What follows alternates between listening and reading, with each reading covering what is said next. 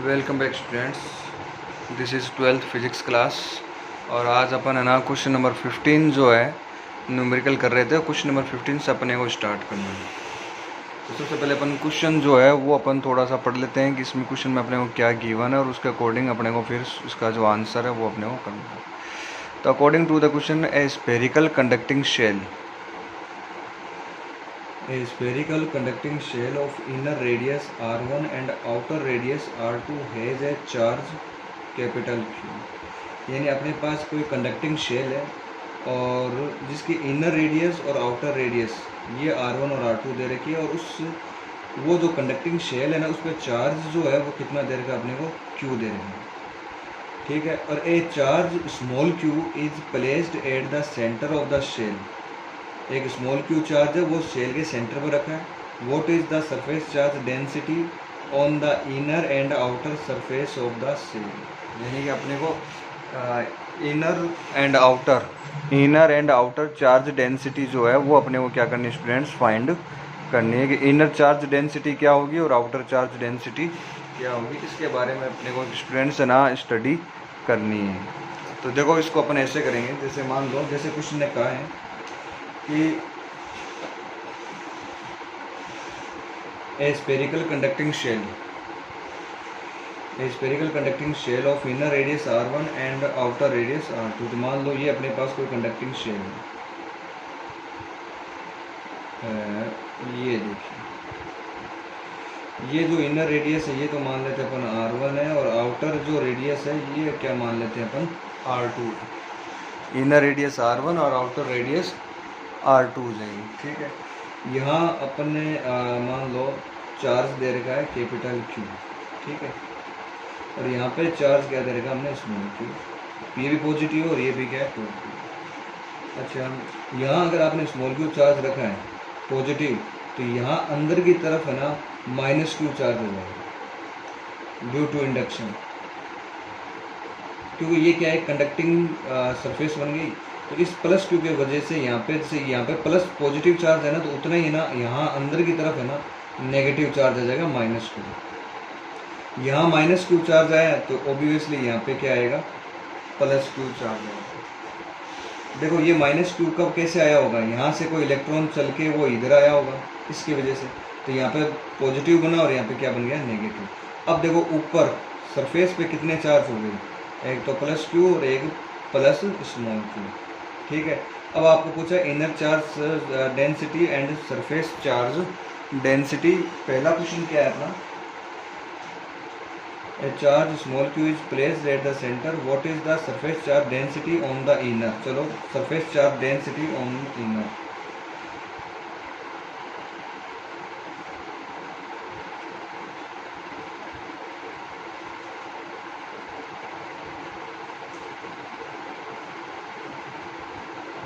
और inner surface. तो देखो इनर पे अपने पास चार्ज कितना है, -q, और ये एरिया कितना है अंदर का, 4। देखो स्पेयर है, ये मान लिया मैंने एक बार के लिए, क्या लिया मैंने, स्पेयर लिया। तो स्पेयर का जो एरिया होता है, सरफेस एरिया फॉर्मूला 4πr² होता है। तो इनर सरफेस की r कितनी है, इनर सरफेस की r कितनी है, r1 है। तो यहाँ पे नीचे आ जाएगा 4πr1 का स्क्वायर, ये आ जाएगा -q/4πr1 का स्क्वायर। अच्छा, आउटर की बात करते हैं। तो स्टूडेंट्स ऐसा है कि आउटर की बात करेंगे तो आउटर में वही सेम है, charge density on outer surface,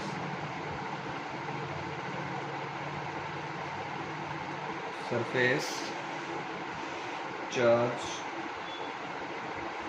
density at outer surface.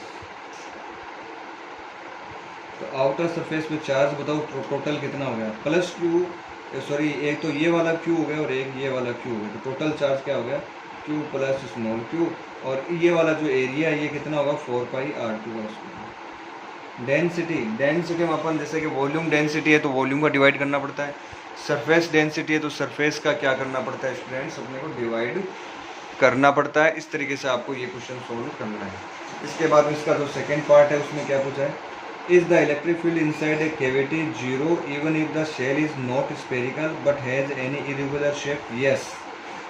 जरूरी नहीं है कि हमेशा ना स्पेरिकल सरफेस है और स्पेरिकल शेल है तो ये ना अंदर इलेक्ट्रिक फील्ड जीरो होगा। कोई भी इरेगुलर शेप ले लो ऐसे, यहाँ अगर आपने प्लस क्यू चार्ज रख दिया तो यहाँ की सरफेस पर इतना ही क्या आ जाएगा, माइनस क्यू चार्ज आ जाएगा। अब आप इलेक्ट्रिक फील्ड निकालोगे तो यहाँ पे आप देखो गाउसियन सरफेस है, जूम करोगे तो गाउसियन सरफेस में टोटल चार्ज ये कितना है, प्लस क्यू और माइनस क्यू। टोटल चार्ज कितना हो गया, जीरो। टोटल चार्ज जीरो, तो अंदर की तरफ टोटल जो इलेक्ट्रिक फील्ड है वो भी क्या हो गया स्टूडेंट्स, जीरो हो गया। जैसे अपन पहले वाले फर्स्ट चैप्टर में निकालते थे ना अपन इलेक्ट्रिक फील्ड गाउसियन सरफेस मान के, वैसे आप इसको बता सकते हो। उसमें भी मैंने आपको ये बताया था कि ना ज़रूरी नहीं कि हमेशा ना जो एनक्लोज सरफेस है वो स्पेयर हो। एनक्लोज करने वाली जो सरफेस है वो किसी भी शेप की हो सकती है। तो स्टूडेंट्स इस तरीके से आपको ये क्वेश्चन है ना वो आपको करना है। तो ये वाला क्वेश्चन आप लोग कर लेना। नेक्स्ट क्वेश्चन पे अपन थोड़ा सा देखते हैं।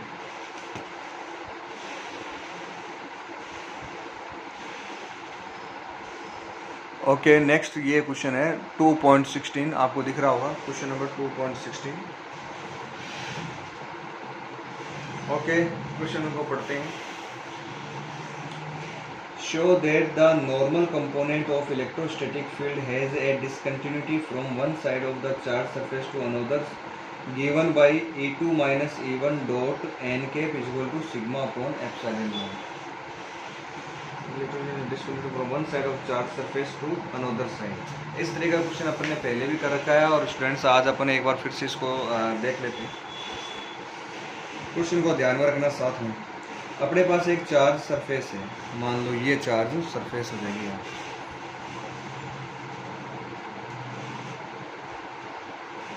एक सेकंड इसको इधर रख लेते हैं। कोई चार्ज सरफेस है, मान लो ये कोई चार्ज सरफेस है। अच्छा, आगे भी और दे रखा है इस क्वेश्चन में, आगे और क्या लिखा है वो बता देता हूँ साथ में। आगे स्टूडेंट्स दे रखा है where n cap is a unit vector and to the surface at the point and sigma is the surface charge density at that point, the direction of the n cap is from side 1 to side 2। ये आगे वाले अपन बाद में करेंगे, एक बार इसको इतना ही ध्यान दो। देखो स्टूडेंट्स, ये मान लो कोई सरफेस है, इधर भी आपके पास पॉजिटिव चार्ज है और इधर भी आपके पास क्या है, पॉजिटिव चार्ज। अच्छा, ये वाली सरफेस 1 है और ये वाली सरफेस क्या है, 2 है। एन कैप आपको दे रखा है कि एन कैप के बारे में आपको ऑलरेडी बता रखा है कि एन कैप जो वेक्टर है वो क्या होगा। एन कैप जो वेक्टर है वो आपका 1 से 2 की साइड की ओर है, यानी इस साइड में एन कैप वेक्टर है। ओके, अच्छा, electric field surface charge density कितनी दे रखी है, सिग्मा। इलेक्ट्रिक फील्ड का फॉर्मूला आपको पता है, E इज इक्वल टू क्या होता है, सिग्मा अपॉन 2 एप्सिलॉन नॉट। ये फॉर्मूला होता है, E is equal to sigma upon 2 epsilon naught होता है, ये फॉर्मूला आपका, ठीक है।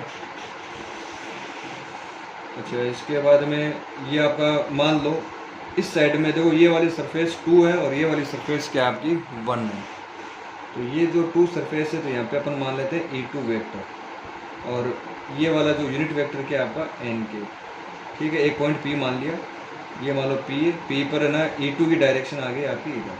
अच्छा, ये वाली जो सरफेस 1 है इसकी वजह से P पर जो इलेक्ट्रिक फील्ड होगा वो क्या होगा आपका, इस डायरेक्शन में होगा क्योंकि प्लस आपका इधर है। इस डायरेक्शन में जो इलेक्ट्रिक फील्ड है वो कितना आएगा, E1, ये कितना आ जाएगा, sigma upon 2 epsilon naught N cap. लेकिन एक बात बताओ, ये डायरेक्शन इधर है और एन कैप आपका इधर है, इसलिए मेरे को बाहर क्या लगाना पड़ेगा, नेगेटिव साइन भी यूज करना पड़ेगा, समझ गए। अच्छा, ये वाला फॉर्मूला ये आपका ना फर्स्ट चैप्टर में आया हुआ है, सिग्मा अपॉन 2 एप्सिलॉन नॉट। एक सरफेस, एक साइड की सरफेस की वजह से इलेक्ट्रिक फील्ड का ये फॉर्मूला होता है, सिग्मा अपॉन 2 एप्सिलॉन नॉट होता है। अच्छा, दूसरी सरफेस की वजह से यहाँ इसी पॉइंट P पे इलेक्ट्रिक फील्ड ये आ गया। तो चलो नेट इलेक्ट्रिक फील्ड अगर आपसे पूछे कि नेट इलेक्ट्रिक फील्ड, तो नेट इलेक्ट्रिक फील्ड जो आएगा वो आपका ऐसे आएगा, E इज इक्वल टू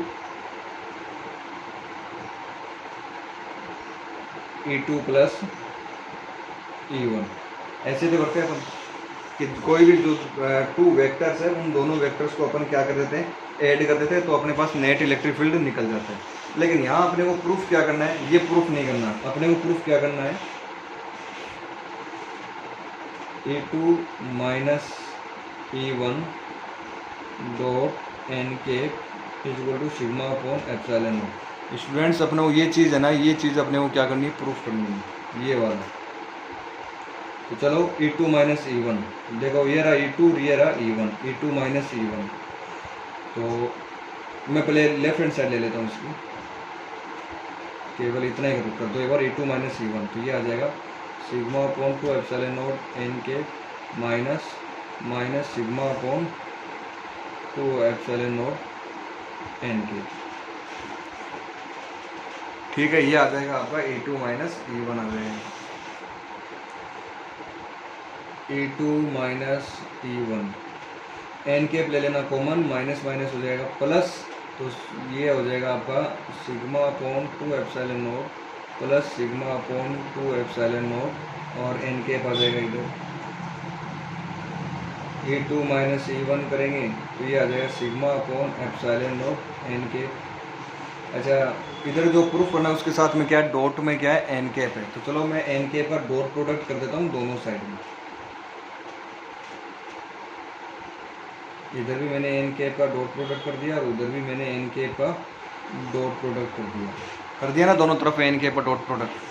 तो N cap dot N cap दो यूनिट वेक्टर है, N cap dot N cap की जो वैल्यू है वो क्या आएगी आपकी, 1 आएगी। ये आप लोग ध्यान रखिए, देखो इसका भी मैग्नीट्यूड 1 है और इसका भी मैग्नीट्यूड क्या है, 1 है। ये भी एन केप है और ये भी एन केप है। तो देखो आप लोगों को शायद ये फॉर्मूला याद होगा, A dot B is equal to होता है ए बी कोस थीटा। तो ऐसे है ना, n cap dot N cap cos, दो सेम वेक्टर के बीच में एंगल क्या होता है, 0। अब है ना, एन केप का मैग्नीट्यूड 1, इसका भी मैग्नीट्यूड 1, कोस 0 की वैल्यू भी 1। तो इस तरीके से इन दोनों की वैल्यू क्या आ गई, 1 आ गई। तो अपना ये वाला जो है ये क्या होता है, यहाँ पे प्रूव हो जाता है। इस तरीके से स्टूडेंट्स आपको प्रूव करना है। तो ये तो हो जाएगा आपका फर्स्ट वाला क्वेश्चन। अच्छा, फर्स्ट क्वेश्चन में ये क्वेश्चन और पूछा है आप लोगों से,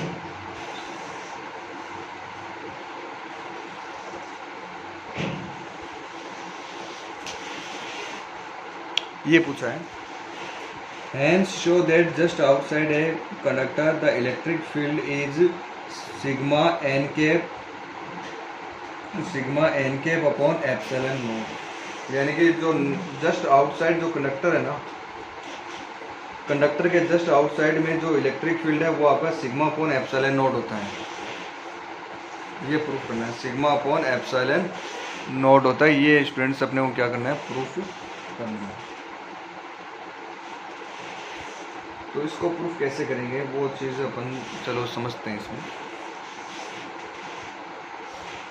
तो जैसे मान लो ये इसी के अंदर मान लो आप लोग अपने पास E2 माइनस E1 क्या आ गया था, सिग्मा अपॉन एप्सिलॉन नॉट। यानी कि जो नेट इलेक्ट्रिक, देखो E2 माइनस E1 जो किया था ये क्या आ गया था आपके पास, नेट इलेक्ट्रिक फील्ड आ गया था। देखो अपन है ना नेट इलेक्ट्रिक फील्ड निकालते हैं तो क्या करते हैं, E1 और दोनों जो जैसे मान लो ये वाला पॉइंट है, इस पर अगर अपन को नेट इलेक्ट्रिक फील्ड निकालना है तो अपन E1 और E2 को क्या करेंगे, प्लस ही तो करेंगे। लेकिन देखो एक वेक्टर तो आपका इधर और दूसरा वेक्टर क्या है आपका इधर है ना। जैसे P पॉइंट की बात करते हैं, E2 तो आपका आ रहा है इधर और E1 क्या आ रहा है आपका इस साइड में आ रहा है। तो आप क्या करोगे, नेट इलेक्ट्रिक फील्ड निकालने के लिए क्या करोगे, आप एक में से दूसरे को क्या करोगे, माइनस करोगे। जैसे कि 5 न्यूटन इधर लग रहा है, 3 न्यूटन इधर लग रहा है, बोलो नेट कितना है, तो 5 माइनस 3 करोगे ना। वैसे आप E2 माइनस क्या करोगे, E1 करोगे। तो जब आप E2 माइनस E1 करो चाहे E1 माइनस E2 करोगे, तो E2 माइनस E1 करने पर देखो अपने के पास क्या रिजल्ट आ रहा था, सिग्मा अपॉन एप्सिलॉन नॉट आ रहा था। इसका मतलब जस्ट आउटसाइड जो इलेक्ट्रिक फील्ड है, जस्ट आउटसाइड इलेक्ट्रिक फील्ड जो है वो अपना ऑलरेडी अपन ने यहाँ पे निकाल रखा है, सिग्मा अपॉन एप्सिलॉन नॉट। अच्छा, अगर आप इसको वेक्टर फॉर्म में लिखना चाहते हो तो इधर आप क्या कर देना, इसको तो लिख देना E वेक्टर और इधर आप एन कैप लगा सकते हैं। इस तरीके से आप लोग इसको कर सकते हैं। तो ये आ जाएगा जस्ट आउटसाइड का आ जाएगा, जस्ट आउटसाइड इलेक्ट्रिक फील्ड कितना होगा उसका आ जाएगा। तो इसके बाद में नेक्स्ट जो क्वेश्चन दे रखा है इसमें,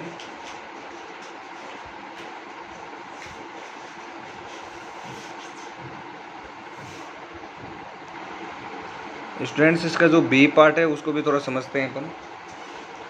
बी पार्ट आपको ये कह रहा है कि show that the tangential component of electrostatic field is continuous from one side of the charge surface to another. मान लो आपके पास इस तरीके से कोई चार्ज सरफेस है, मान लो सपोज करो इस तरीके से कोई चार्ज, ये कोई सरफेस है मान लो, ठीक है। इसका जो मान लो सपोज करो अगर कोई इलेक्ट्रिक फील्ड अगर आपका ऐसे है तो इसका टेंजेंशियल कंपोनेंट मान लो ET होगा इस साइड में, ठीक है। तो ये जो ET ये जो वेक्टर है ना वो क्या होगा, एक कंटिन्यूस वेक्टर होगा, यानी कि ये वेक्टर बीच में से कहीं से भी टूटा हुआ नहीं होगा। मान लो आपने ET डैश सपोज करो टेंजेंशियल मान लो मैंने यहाँ पे मान लिया E1, और यहाँ पे जो टेंजेंशियल वेक्टर है वो मैंने क्या मान लिया, इसी पॉइंट के जस्ट अपोजिट बोल रहा है ना इसने, देखो ये रहा, show that the tangential component of electrostatic field is continuous from one side of the charge surface to another, यानी वन साइड से और ये अनदर साइड है। तो यहाँ पे मैंने एक टेंजेंशियल कंपोनेंट ले लिया क्या, E2। तो टेंजेंशियल कंपोनेंट एक तो हो गया E1 और दूसरा टेंजेंशियल जो इलेक्ट्रिक फील्ड वेक्टर जो है वो क्या हो गया अपना E2 वेक्टर हो गया। ये टेंजेंशियल है दोनों। आपको बताना है कि ये एक कंटिन्यूस वेक्टर है, यानी कि E1 और E2 जो है ना वो आपस में क्या है, एक दूसरे के इक्वल है। कोई E1 और E2 कोई दो अलग अलग वेक्टर नहीं है, ये सेम ही वेक्टर है। कंटिन्यूस का मतलब क्या है कि यही वेक्टर आपका यहाँ है, ये जो E1 वेक्टर है ना यही वेक्टर आपका यहाँ है, कंटिन्यूस है, कोई दूसरा वेक्टर नहीं है यहाँ। यानी आपको E1 और E2 को क्या करना है स्टूडेंट्स, इक्वल प्रूफ करना है। तो इस तरीके से आपको स्टूडेंट्स ये क्वेश्चन दे रखा है। तो चलो एक बात बताओ कि अगर कोई कंडक्टिंग सरफेस है तो इस पर है ना जो वर्क डन है वो क्या होता है, 0 होता है। ये आप लोगों ने पढ़ा है कि इस पर अगर आप चार्ज लेके अगर आप वो चार्ज को मूव करवाते हो तो वर्क डन क्या आता है, 0 आता है। क्यों, क्योंकि ना पोटेंशियल डिफरेंस है ना वो क्या रहता है, सेम। मान लो ये वाला पॉइंट A है और इसके जस्ट बिलो जो दूसरा पॉइंट है वो क्या है, B है। तो यहाँ का और यहाँ का पोटेंशियल डिफरेंस क्या रहेगा, सेम रहेगा, क्योंकि ये एक ही कंडक्टर है और चार्ज है ना वो यूनिफॉर्मली इस पर क्या है, डिस्ट्रीब्यूटेड है। तो यानी VA और VB ये दोनों ही क्या आपस में इक्वल है। A का पोटेंशियल और B का पोटेंशियल दोनों ही क्या है स्टूडेंट्स, आपस में इक्वल दे रहे हैं। अब है ना A का जो पोटेंशियल है, पोटेंशियल V इक्वल टू क्या होता है, फॉर्मूला आप लोगों ने पढ़ा होगा, V इक्वल टू क्या होता है, ED होता है। तो वो अगर आप फॉर्मूला यहाँ पे लगाओगे तो यहाँ पे E क्या लोगे आप, E1 इंटू D, और यहाँ पे आप क्या लोगे, E2 इंटू D की जगह आप L लेंथ भी ले सकते हो, एक ही बात है, मैंने D मान दी, D से D कट जाएगा। तो स्टूडेंट्स E1 वेक्टर जो है वो E2 वेक्टर के क्या होगा, इक्वल आ रहा है। इसका मतलब ये हुआ कि टेंजेंशियल जो कंपोनेंट है ना E1 और E2, मैंने टेंजेंशियल E1 और E2 मान रखा है, ये जो टेंजेंशियल कंपोनेंट है वो दोनों आपस में क्या इक्वल है। यानी कि ये वाला E1 वेक्टर और ये है E2 वेक्टर, ये दोनों ही आपस में क्या इक्वल है। इसका मतलब ये अलग अलग वेक्टर नहीं है, यही वाला वेक्टर आपका यहाँ है। यानी कि वेक्टर क्या चल रहा है आपका, कंटिन्यूस चल रहा है। ये वेक्टर क्या है आपका, कंटिन्यूस वेक्टर है, और यही आपको क्या करना था, प्रूफ करना था। तो स्टूडेंट्स आपको ये वाला क्वेश्चन इस तरीके से प्रूफ करना है और ये कर लेना। ओके, नेक्स्ट क्वेश्चन जो है, नेक्स्ट जो क्वेश्चन है 2.17, ये आपको मैं चलो रुको एक बार, ये आपको मैं बाद में कराऊंगा, पहले 2.18 वाला जो है ना ये देख लेते हैं।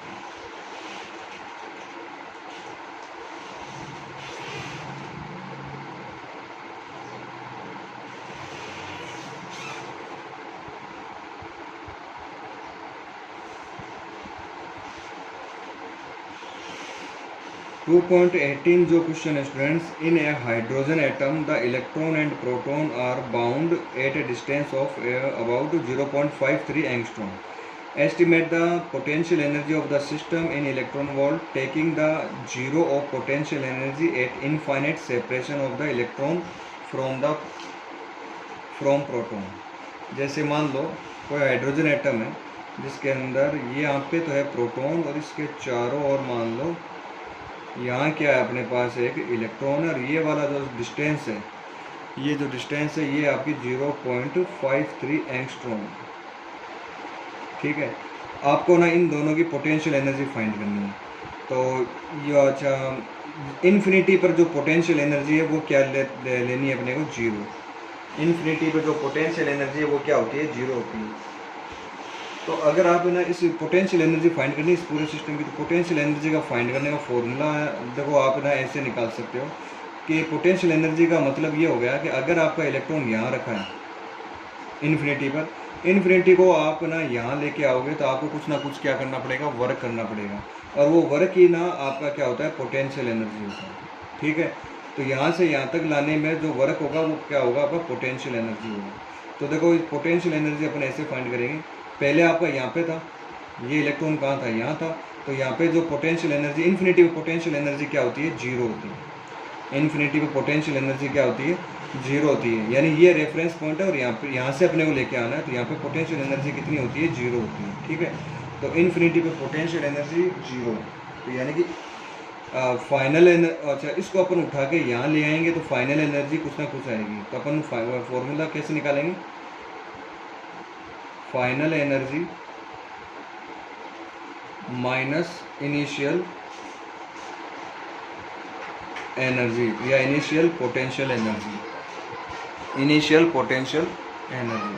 फाइनल एनर्जी इन्फिनिटी पे एनर्जी कितनी है, जीरो, और यहाँ पे आपने लाके पटक दिया। अब बताओ एनर्जी कितनी है, तो इसका फॉर्मूला होता है कि Q1 Q2 अपॉन R। तो आप ना स्टूडेंट्स ये सारी वैल्यूज़ रखोगे, इसमें जीरो बता दो, K की वैल्यू रखोगे 9 × 10⁻⁹। Q1 प्रोटॉन, प्रोटॉन पे चार्ज कितना होता है, 1.6 × 10⁻⁹ इंटू, अच्छा एक गड़बड़ कर दी अपने, फाइनल तो आपका ये यहाँ से यहाँ आ जाएगा, तो ये होगी फाइनल पोजीशन, तो ये वाला इधर आएगा, ये इधर आएगा। ठीक है, ये आप लोग कर लेना, -0 आप यहाँ लगा देना, ये आपका यहाँ से हट जाएगा, और ये आ जाएगा अपना माइनस, ये ऑफिस से देखा था फाइनल एनर्जी यानी आप इनिशियली में ये यहाँ है और फाइनल आपका यहाँ है, तो फाइनल एनर्जी कितनी है, के Q1 Q2 अपॉन R, और इनिशियली कितनी है, जीरो। के की वैल्यू 9 × 10⁹ Q1 मान लो प्रोटॉन है, Q1 क्या है, प्रोटॉन। तो प्रोटॉन की जो चार्ज है वो होता है 1.6 × 10⁻⁻⁹। इलेक्ट्रॉन पे चार्ज होता है -1.6 × 10⁻⁻⁹ अपॉन इन दोनों के बीच डिस्टेंस क्या है, 0.53 एंगस्ट्रॉम। एंगस्ट्रॉम को लिख देना 10⁻⁻10। इसको सोल्व कर लेना, इसको सोल्व करने पे आंसर आएगा आपका -27.2 इलेक्ट्रॉन, -27.2 इलेक्ट्रॉन वोल्ट, ये आंसर आ जाएगा इसमें, जिसको सोल्व कर लेना। अच्छा, इलेक्ट्रॉन वोल्ट में चेंज करने का जो फॉर्मूला है, अच्छा इसको सोल्व करने के बाद में आपको 1.6 × 10⁻⁻19 से डिवाइड करना पड़ेगा, तब जाके ये इलेक्ट्रॉन वोल्ट में आएगा आंसर। ये आंसर जो है ना, इसको सोल्व करोगे ना आप, तो इसको सोल्व करोगे तो आपका इलेक्ट्रॉन वोल्ट में आंसर नहीं आएगा। इलेक्ट्रॉन वोल्ट में चेंज करने के लिए अपन 1.6 × 10⁻⁻19 का क्या करना पड़ेगा, डिवाइड करना पड़ेगा, तो वो डिवाइड आप लोग कर लेना। इस तरीके से स्टूडेंट्स आपको ना इसकी पोटेंशियल एनर्जी आप निकालनी है। अच्छा, पोटेंशियल एनर्जी के बाद में और क्या पूछा है इसमें, अब अच्छा अब अपने को पता चल गया कि इसके पास पोटेंशियल एनर्जी कितनी है, -27.2 इलेक्ट्रॉन वोल्ट। सेकेंड क्वेश्चन पूछा है आपसे, what is the minimum work required to free the electron, give the kinetic energy in the orbit is the half the magnitude of potential energy obtained it। अच्छा, ये जो electron है ना, ये है ना ऑर्बिट में ऐसे चक्कर लगा रहा है, घूम रहा है, तो चक्कर लगा रहा है, तो इसके पास है ना काइनेटिक एनर्जी भी, पोटेंशियल एनर्जी कितनी है इसके पास, -27.2 इलेक्ट्रॉन वोल्ट। अच्छा, काइनेटिक एनर्जी है ना, वो अपने को क्वेश्चन में दे रखी है, वो दे रखी है 1/2 × 27.2 इलेक्ट्रॉन वोल्ट, इसका डिवाइड करोगे तो आपके पास आ जाएगा 13.2 इलेक्ट्रॉन वोल्ट। ये इतनी इसके पास काइनेटिक एनर्जी है। ये ना मैंने 2 का डिवाइड किया, पोटेंशियल एनर्जी को मैंने 2 से डिवाइड किया तो मेरे पास काइनेटिक एनर्जी आ गई। कैसे आई? क्वेश्चन में दे रखा है what is the minimum work required to free the electron given that its kinetic energy in the orbit is the half the magnitude, यानी आपको माइनस साइन नहीं लेना है, half the magnitude of potential energy obtained in first. यानी first में ये जो potential energy जो अपने पास आई थी इसके मैग्नीट्यूड का हाफ जो है ना वो अपना काइनेटिक एनर्जी के क्या होगा, इक्वल होगा। ये ऑलरेडी आपको क्वेश्चन में स्टूडेंट्स दे रखा है। तो अब अपने पास देखो पोटेंशियल एनर्जी भी है और अपने पास क्या है, काइनेटिक एनर्जी भी है। चलो मैं दोनों लिख लेता हूँ। पोटेंशियल एनर्जी तो है मेरे पास माइनस का 27.2 इलेक्ट्रॉन वोल्ट और काइनेटिक एनर्जी है वो है मेरे पास 13.6 इलेक्ट्रॉन वोल्ट। चलो टोटल एनर्जी बता दो मेरे को कितनी है। तो टोटल एनर्जी के लिए दोनों को क्या करना पड़ेगा, प्लस करना पड़ेगा। तो आप माइनस 27.2 में 13.6 अगर प्लस करोगे तो आपके पास बचेगा माइनस का 13.6 इलेक्ट्रॉन वोल्ट। आप इन दोनों को ऐसे प्लस करके देख लेना। अच्छा, इतनी एनर्जी है, यानी इसके पास ये जो है ना इलेक्ट्रॉन के पास पोटेंशियल और काइनेटिक सारी मिला के माइनस की 13.6 एनर्जी, ठीक है। अब अगर इसको यहाँ से फ्री करके और यहाँ इन्फिनिटी पे लेके जाना है तो जितनी इसके पास नेगेटिव है उतनी क्या कर दो, पॉजिटिव एनर्जी दे दो इसको, ठीक है। इतनी जितनी इसके पास नेगेटिव एनर्जी है ना उतनी क्या दे दो, इसको पॉजिटिव एनर्जी दे दो, ताकि टोटल एनर्जी क्या हो जाए, जीरो हो जाए। जीरो होते ही ना ये यहाँ से फ्री होकर कहाँ चला जाएगा, इन्फिनिटी पर चला जाएगा। तो किसी भी इलेक्ट्रॉन को फ्री करने के लिए पहले चेक कर लो उसके पास कितनी एनर्जी है। अगर उसके पास मान लो -5 या -10 एनर्जी है तो आपको कितनी एनर्जी देनी पड़ेगी फ्री करने के लिए, +10 देनी पड़ेगी। ये रूल ध्यान में रखना, तभी तो ना उसकी टोटल एनर्जी क्या होगी, जीरो होगी। तो स्टूडेंट्स ये 2 क्वेश्चन है, ये हो जाएंगे, कोई ज़्यादा दिक्कत नहीं। इसके बाद में आगे वाला क्वेश्चन अपन पढ़ लेते हैं, रीड करते हैं।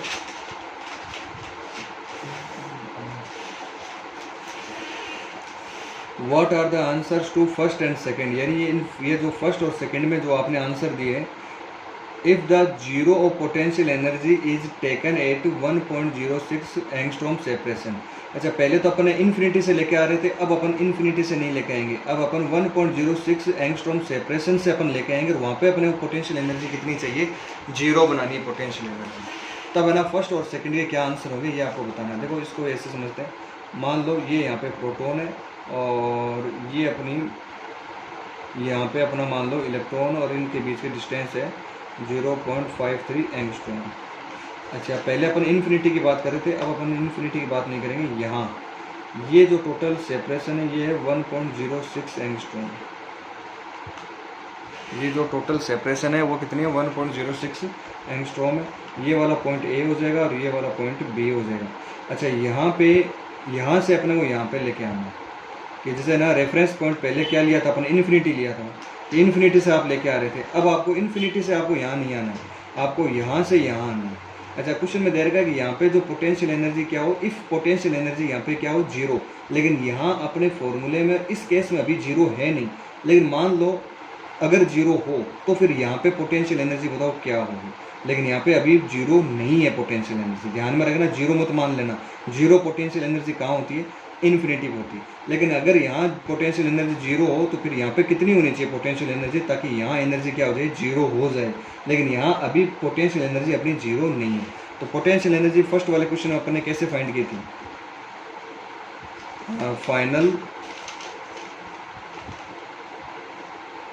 Final potential energy minus initial potential energy.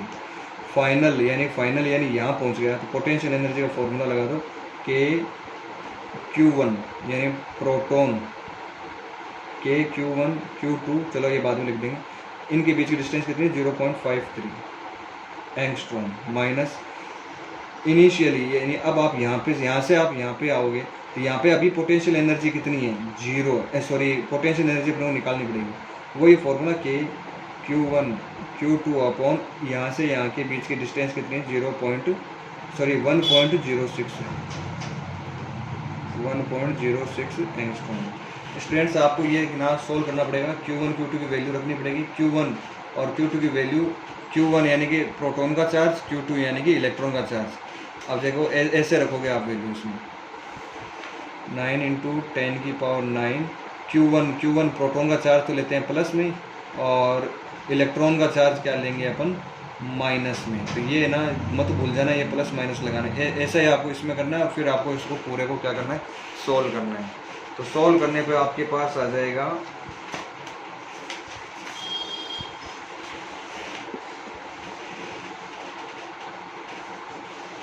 जब आप ना इसको सोल्व करोगे तो सोल्व करने पे आपके पास आ जाएगा Q1 Q2 अपॉन, इसको सोल्व करें माइनस का 13.6 इलेक्ट्रॉन वोल्ट। इसको सोल्व करने पर आ रहा है अपना माइनस का 13.6 इलेक्ट्रॉन वोल्ट, ये आ रहा है। इसका मतलब ये हुआ कि पहले जैसे इलेक्ट्रॉन के पास एनर्जी कितनी थी, माइनस का 27.2 इलेक्ट्रॉन वोल्ट। ये एनर्जी कब थी, जब आप ना इन्फिनिटी को रेफरेंस मानकर इन्फिनिटी से आप लेके आ रहे थे। लेकिन अब आप इन्फिनिटी से नहीं लेके आ रहे, अब आप कहाँ से लेके आ रहे हो, प्रोटॉन से 1.06 यहाँ से आप लेके आ रहे हो। तो यहाँ से लेके आओगे तब इसकी पोटेंशियल एनर्जी, यहाँ पे अगर आपको जीरो चाहिए, हालांकि अभी तक जीरो पोटेंशियल एनर्जी यहाँ बी पर है नहीं, लेकिन अगर यहाँ पे बी पर है ना पोटेंशियल एनर्जी जीरो हो भी सकती है, कब, जब यहाँ वाली जो एनर्जी है ना वो कितनी हो जाए, माइनस का 13.6 इलेक्ट्रॉन वोल्ट हो जाएगी। ठीक है, तो ये आप लोग ध्यान में रखना। अच्छा, आगे आपसे पूछा है कि ये मान लो वो है ऑर्बिट है, तो यहाँ से आप है ना इलेक्ट्रॉन को फ्री करना चाहते हो, फ्री करके आप इन्फिनिटी पे नहीं ले जाना, फ्री करके आपको यहाँ लेकर आना। तो यहाँ पे एनर्जी कितनी है इसकी, माइनस 13.6 इलेक्ट्रॉन वोल्ट है। तो अगर आप ना इसको फ्री करना चाहते हो तो कितनी एनर्जी देनी पड़ेगी, प्लस का 13.6 इलेक्ट्रॉन वोल्ट, इतनी एनर्जी आपको स्टूडेंट्स इसको देनी पड़ेगी। इतनी पोटेंशियल एनर्जी है इसके पास, इतनी एनर्जी दे दो तो ये आपका यहाँ से निकल जाएगा। इस तरीके से स्टूडेंट्स ये वाला क्वेश्चन जो है इसके मैं स्क्रीनशॉट वगैरह भेज दूँगा, तो ये कर लेना। 19 वाला क्वेश्चन जो है वो आप लोग सेव करोगे। क्वेश्चन नंबर 20 जो है इसके मैं स्क्रीनशॉट भेज दूंगा, ये भी आप लोग सेव करोगे।